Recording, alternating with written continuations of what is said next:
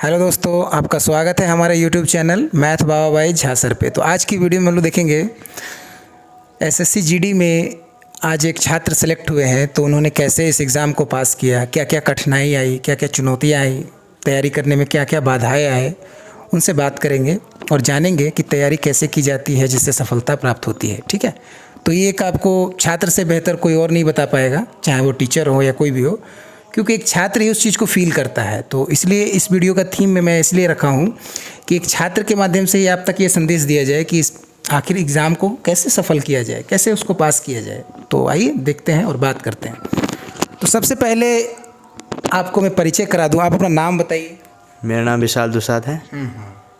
चलिए, आपका ये जीडी का कौन सा अटेम्प्ट था? दूसरा अटेम्प्ट था। दूसरा अटेम्प्ट था, ठीक है, बहुत बढ़िया।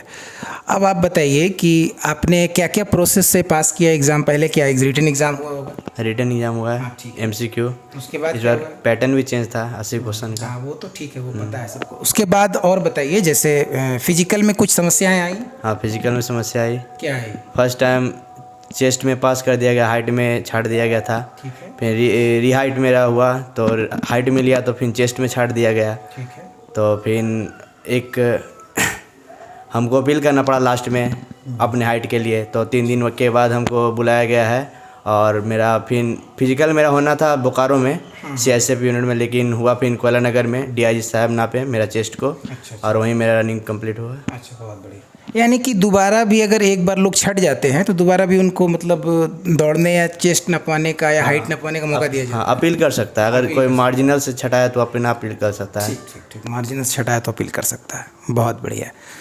तो और बताइए, जैसे फिजिकल में तो ये सब समस्या आई, तो काफ़ी आदमी स्ट्रगल करने के बाद आपको फिजिकल क्लियर हुआ है ना। चलिए, उसके बाद अब बताइए कि सबसे बड़ी बात जो विद्यार्थी को जानना है कि रिटन एग्ज़ाम में आप कैसे तैयारी किए, जो सबसे इम्पोर्टेंट बात है। तैयारी कैसे किया, कैसे पढ़े, क्या मतलब क्या पढ़ने का जो लॉजिक होता है। पढ़ते सब बच्चे हैं बट रिजल्ट सबका नहीं होता है। रिजल्ट कुछ खास बच्चों का ही होता है, जितना वैकेंसी होती है उतनी बच्चों को रिजल्ट नौकरी मिलती है।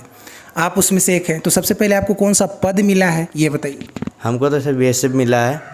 बिहार से हम भरे थे उसका। बिहार से कौन सा डिस्ट्रिक्ट था आपका? शेखपुरा जिला था। चलिए, ठीक है। तो उसमें आपको BSF मिला है? BSF मिला। बहुत बढ़िया। BSF की कट ऑफ कितनी गई वहाँ पर?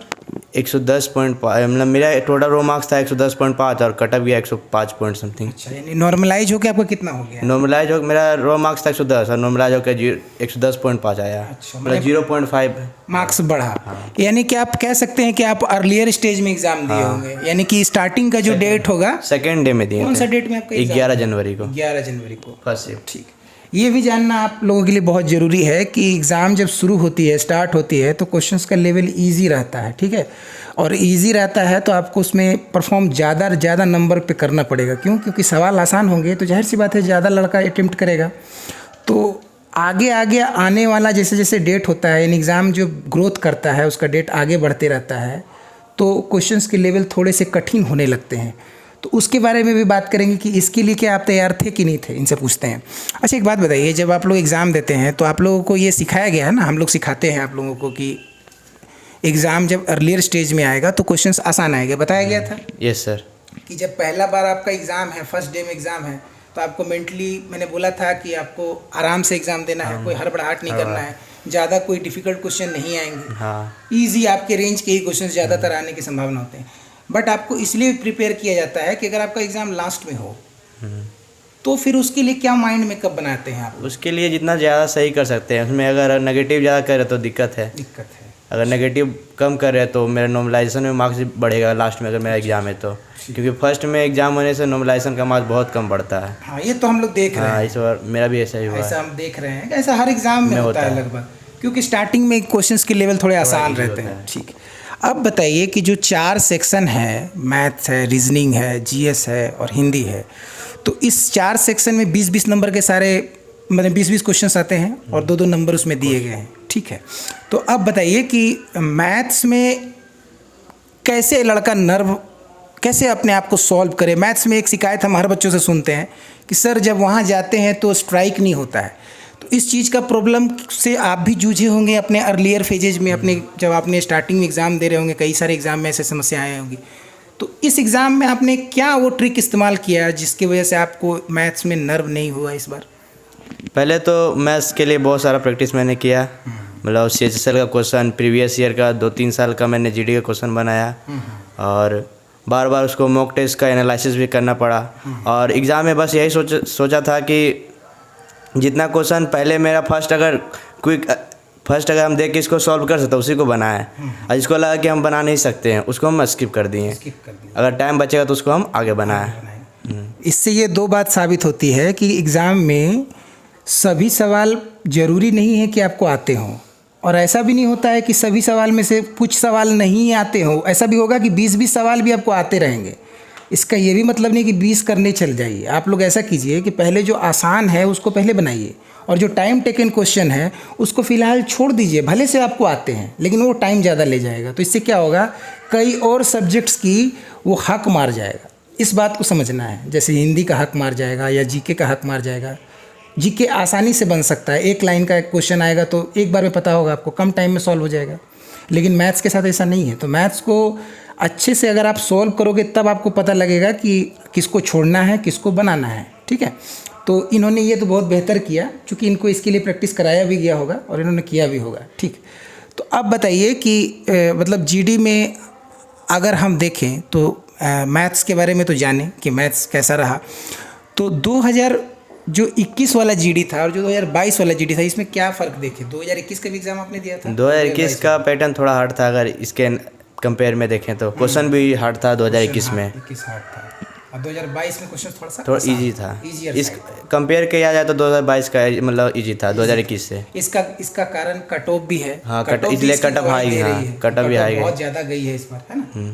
तो चलिए ये एक अच्छा बात हुआ। आप बिहार से सिलेक्टेड हुए। हाँ, बिहार, यानी कि आप हाई कट ऑफ को झेले हैं। बहुत बड़ी बात है। बिहार, UP, राजस्थान ये सब में तो बहुत ज़्यादा कट ऑफ गया ही है। बाकी झारखंड थोड़ा सा कम है। तो झारखंड ही राहत दिया है, तो चलिए अच्छी बात है। अब बताइए कि GK को कैसे याद रखें? बहुत सारे बच्चे का क्वेरी रहता है, हम ऐसा देखे हैं कि GK कैसे स्टार्ट करें। जो न्यू कमर्स हैं, जो स्टार्ट कर रहे हैं तैयारी, उसको क्या संदेश दीजिएगा कि GK कैसे पढ़ें और उसको कैसे याद रख पाएँ लॉन्ग टर्म तक, एग्ज़ाम हॉल में वो याद रहे? पढ़ते तो सब है बट वो याद नहीं रह पाता है। इसके लिए क्या उपाय करना चाहिए? इसके लिए तो सर जो हमको पढ़ाए थे मुन्ना सर, उसी से पढ़ें। और जैसे मैप का सिस्टम से हम लोग ज्योग्राफी पढ़ें तो बहुत बेनिफिट हमारे लिए हुआ।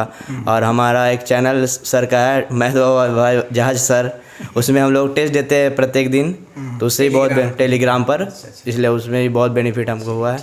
इस वीडियो के माध्यम से आप लोगों को भी एक संदेश देंगे कि जो बच्चों को टेलीग्राम पे डेली टास्क के साथ साथ अगर टेस्ट देना हो तो आप लोग इस चैनल को ज्वाइन कीजिएगा। डिस्क्रिप्शन में टेलीग्राम चैनल का लिंक डाल दिया जाएगा। ठीक है, तो इसके लिए बिंदास रहिए। और बताइए कि जैसे GK में एक और चीज़ का बताइए कि स्टैटिक्स का पार्ट्स इस पर कितना दिखा?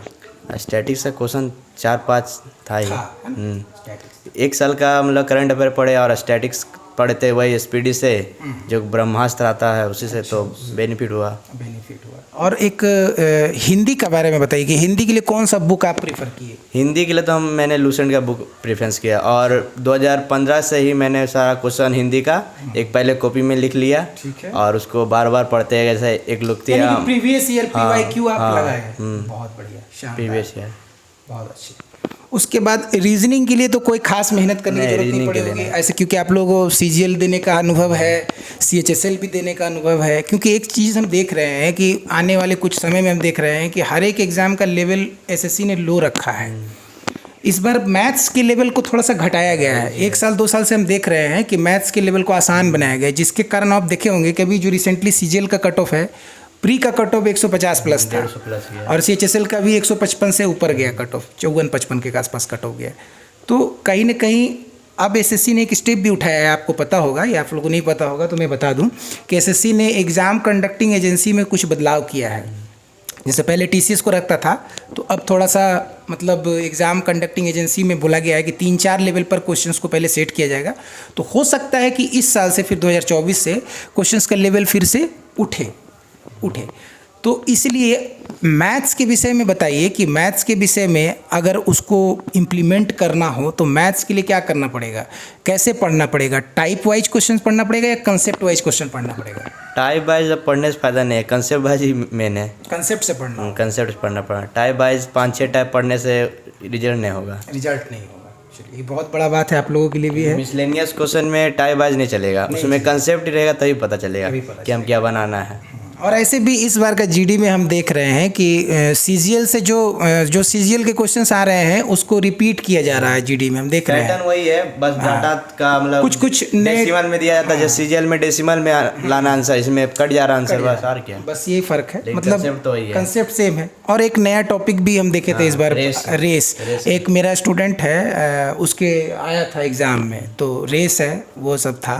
तो सीजीएल में तो आप लोग देखे होंगे एनालिसिस में, ऐसा कोई शिफ्ट नहीं है जिसमें आप भी गए थे एनालिसिस में, तो आप भी देख रहे थे कि ऐसे रेस हर एक कंसेप्ट में आ रहा है, हर एक शिफ्ट में आ रहा था। तो इस बार भी जीडी में देखने को मिला, तो इस बार भी हमको लगता है कि ज़रूर देखने को मिलेगा।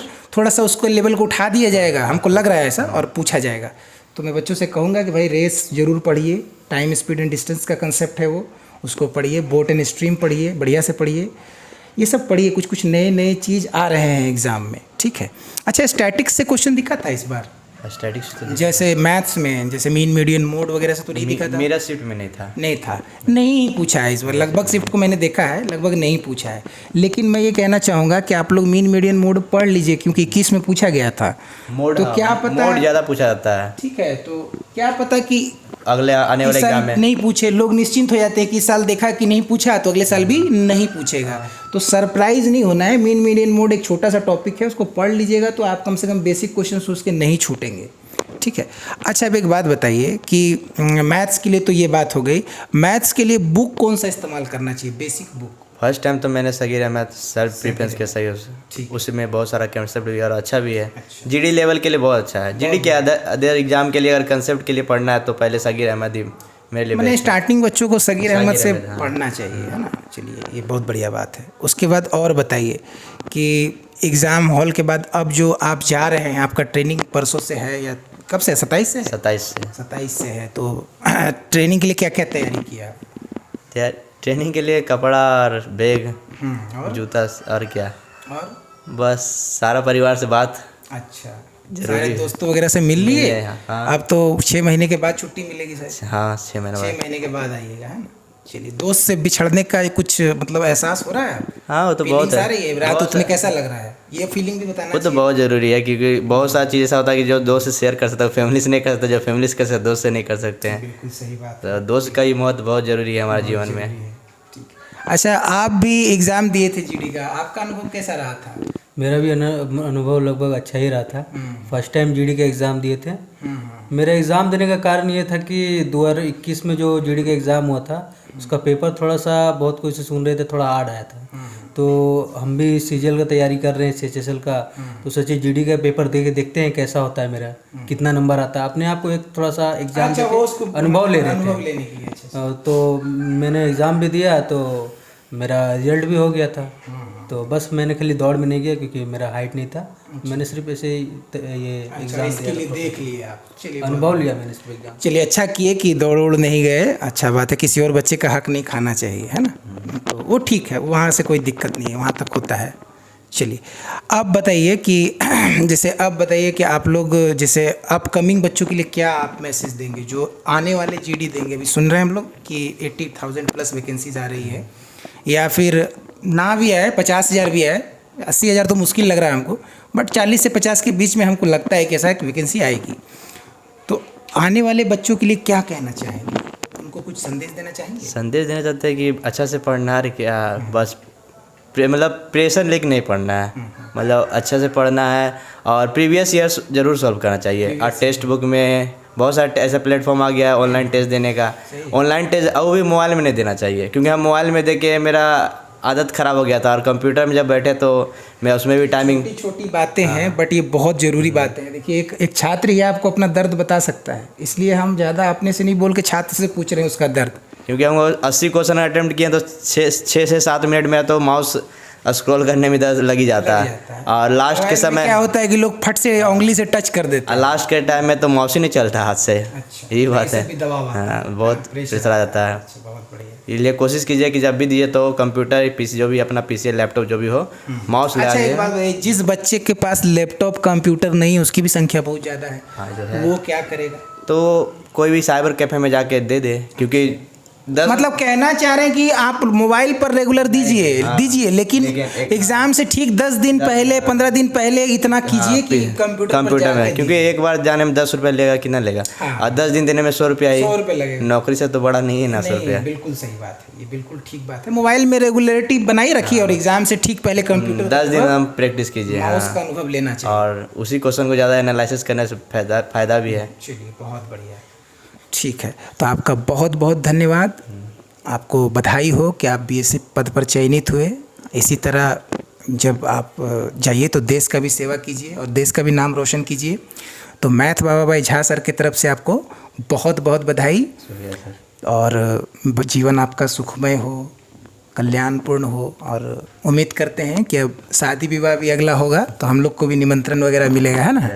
ओके ओके, ठीक है। तो इस वीडियो में इतना ही। देखिए, लड़का का जब नौकरी हो जाता है ना, तब अभी से ऐसा हुआ क्या कि अभी से तुरंत मतलब लड़की वाले पक्ष धावा बोल दिए क्या? वो तो गए थे कैरेक्टर बनाने के लिए गांव, तो 3 चालू हो गया है? हाँ 3 तो बोले 3 का रिश्ता आ गया है। देखिए, नौकरी होने के बाद शादी का टेंशन नहीं रहता है। देखिए, अभी रिजल्ट हुआ है, लड़का ट्रेनिंग में भी नहीं गया है, लड़की वाले धावा बोलने लगे हैं। तो भाई, शादी करना है तो पढ़ो। मेरा वीडियो बनाने का यही मकसद है, ठीक है। तो इस वीडियो में इतना ही, मिलेंगे अगली वीडियो में, तब तक के लिए गुड बाय।